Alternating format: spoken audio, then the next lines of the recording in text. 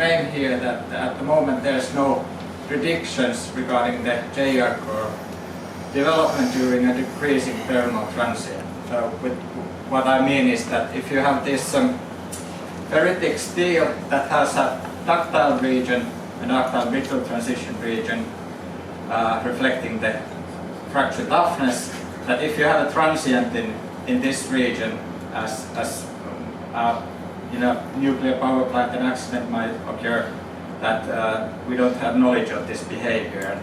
And wrong direction. And further, this was motivated by the Finnish regulatory requirements, which says here that in connection with the strength analysis of a safety class 1 pressure equipment, an assessment shall be given on the potential for fast fracture occurring in the upper shelf area, where the temperature exceeds the transition temperature zone. So this is a bit loose definition, but this inspired us to this investigation.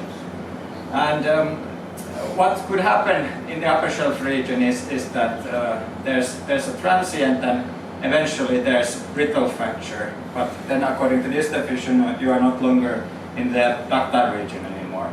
But then another possibility that if you have a low toughness material, then it's possible that the fracture proceeds relatively fast through the structure and you can have an assessment. But we had to develop these experimental methods, and how we approached this was that we had this thermomechanical roll steel that we found from the workshop. It was 25mm thick, and then we had 25mm thick CT specimens we made from that. The testing was made according to ASTM E1920, and the isothermal constant temperature testing was done with compliance method, and then the thermal transient testing was done with the normalization method, which basically you do these unloadings, and from in normalization method you just use the load displacement curve to get the JR curve. And for the thermal transient test, we did 10 tests, and specimen were loaded they were first heated to 300 degrees, then loaded to different J integral values, and after that cooled to 25 degrees. So now we'll learn to push in the right direction. And we did these isothermal tests, which pointed at surprisingly, the lowest fracture toughness was at 200 degrees, so it's the green curve, and then at room temperature, that's the black curve, the highest at 300, and then an intermediate curve at 100. So if this would be the temperature, the toughness goes something like with 200 the lowest. And then the testing system, it's this typical testing system for CT specimens, but then the cooling was done with this, we built this copper coil with holes inside it, and then we were able to, with liquid nitrogen, to cool the specimen down. And with this cooling we achieved 2 degrees per second in the center of the specimen. And here's the demonstration how the loading was done. We started with this unloading method, but then as the cooling starts, we just have this load displacement curve here.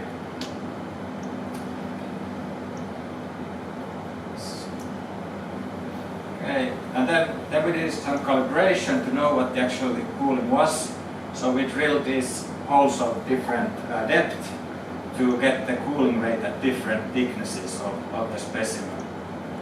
And here are those results. So at the surface, so we had a surface one location, then at 4 millimeters of depth, then 8 millimeters, and then at mid thickness. And surface was this one, and then at mid thickness the cooling rate is the lowest. And at the surface it was varied between, in average, 15 degrees per second, and at the center 2 degrees per second. We checked if these cooling rates were in accordance with what can be found in industry when they assess these nuclear accidents, or if you have this loss of coolant accident that one of the pipes break, that if a hot leg breaks with a diameter of 16 inches, then you have a cooling rate of 2 degrees per second. So that luckily goes quite well with what we have, but that's quite a big pipe. And then if it's the diameter is only 8 inches, then it's 0.33 degrees per second, and so forth. What we observed with the testing in room temperature was this splitting type of behavior, which we then later have seen also with these thermal transient tests. Then here there's the load deflection curves. We have load on x-axis and displacement on x-axis, and then we have the black curve is the isothermal testing at 100 degrees, and then the gray one is isothermic testing at 300 degrees.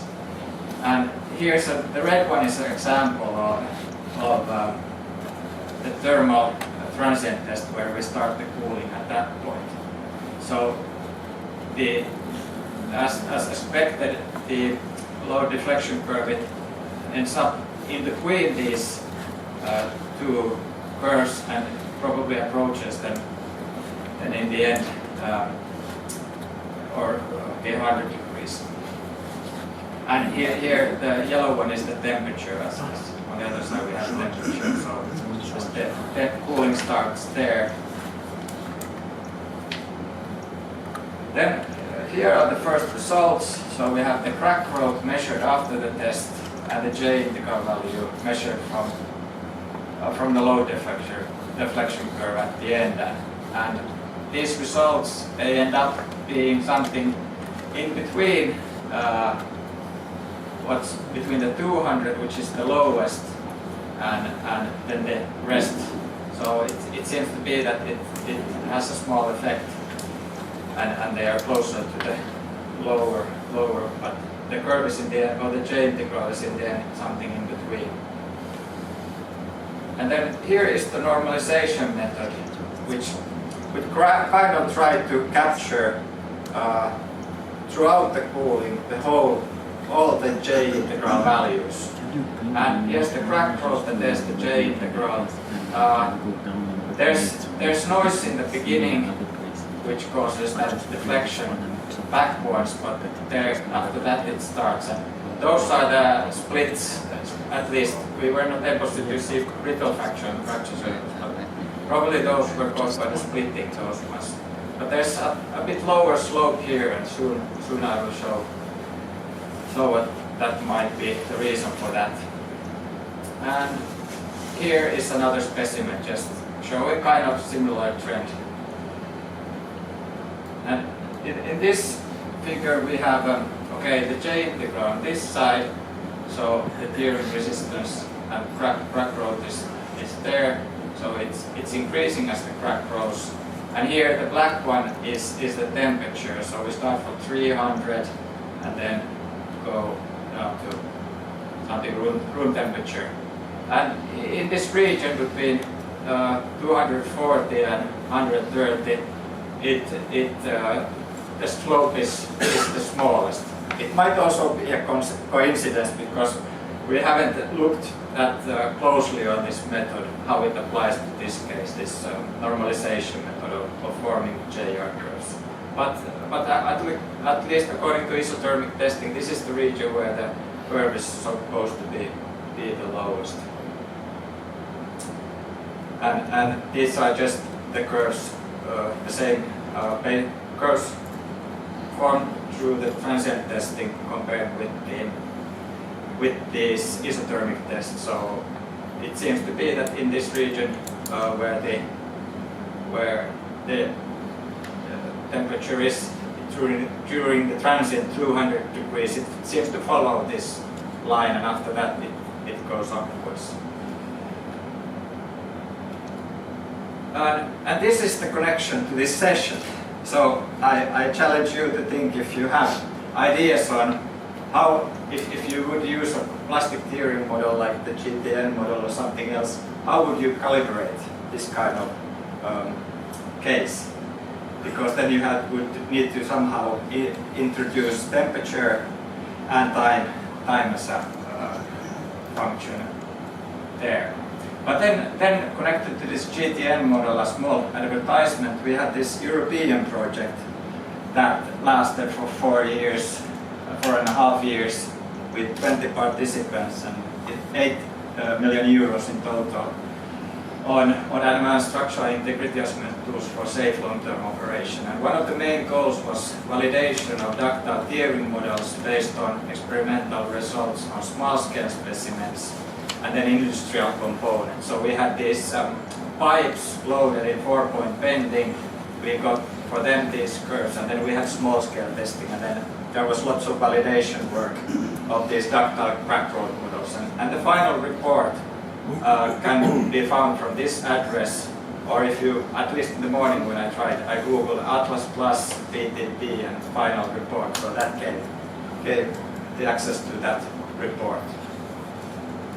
But then, as a conclusion, so at least we had no traces of brittle fracture in the upper shelf region for this investigated material during transient cooling, or the cooling transient.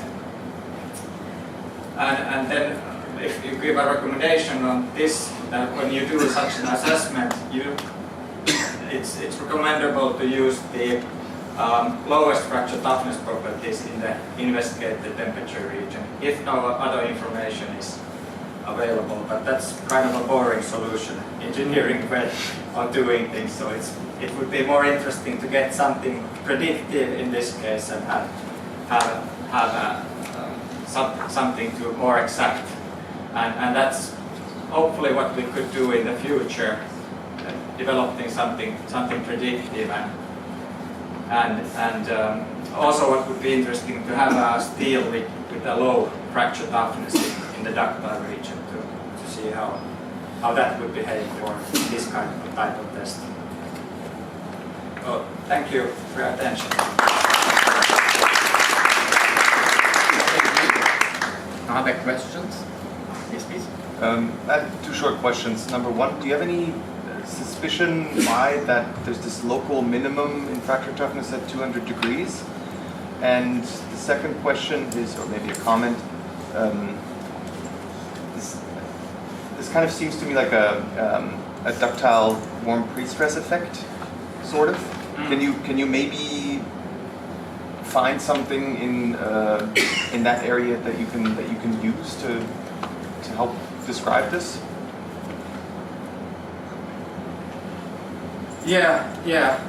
Okay, for the first question, so why there's this drop at 200 degrees, we haven't looked into it more. At least the tensile test results also show this same drop, so it's consistent. Someone knows, can it be something dislocation release? Usually it is attributed to dynamic strain aging. Yeah. It's lowest continuity in this region. Because at least what I've seen for nuclear pressure isostills, it typically decreases from, or at least the models that exist, they decrease as you go to higher temperatures. Then the second, warm pre-stressing.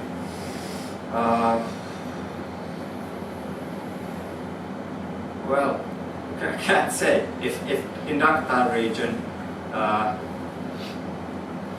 could it be that? Okay, in this instance, it's like an increasing load all the time. So, if you would actually enter the ductile to brittle transition region, then I guess brittle fracture would still be possible. And then as because the load is increasing, but then you have also a constraint loss as the crack grows, so it's quite complex. Then how it would affect the ductile tearing properties, at least for now it seems that it does actually.